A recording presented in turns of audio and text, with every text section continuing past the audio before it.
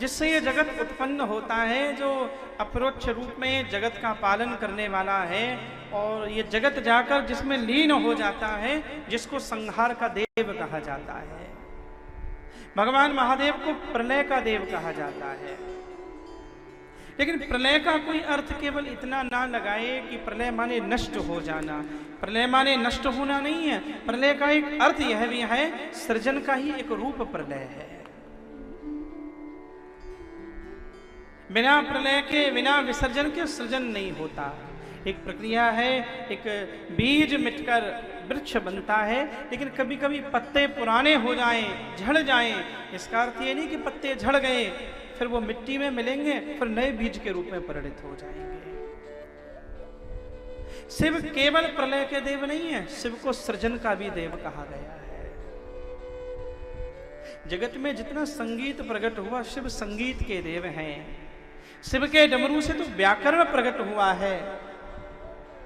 जगत को भाषा देने वाले, और जगत के किसी को आदि गुरु शब्द कहा गया है, वह आदि गुरु शब्द तो केवल देवादिदेव महादेव के लिए उपयोग हुआ है। शिव इसलिए भी वंदनीय है कि समस्त देवों ने अमृत पिया है। एक महादेव ऐसे हैं जिन्होंने स्वेच्छा से अमृत नहीं, जिसने जगत के कल्याण के लिए विष को स्वीकार किया है। ये विष पीते हैं।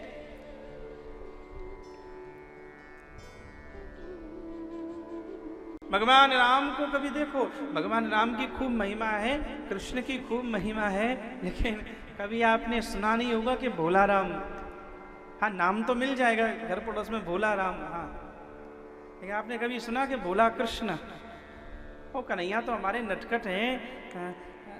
जायो कारी रात याते कारो भयो गात, दही चोर चोर खात, छाछ पे नचैया है। वो लीलाधारी है, भोला राम नहीं है, भोला कृष्ण भी नहीं है, लेकिन भोलानाथ है। शिव जी को भोलानाथ कहा गया है। और भोलानाथ के दो अर्थ हैं। एक भोला पार्वती जी का भी नाम है, जो पार्वती के नाथ हैं, वे भोलानाथ हैं। और भोला का एक अर्थ जो सहज है, सबको पता है, वह यही है, शिव बहुत सरल है।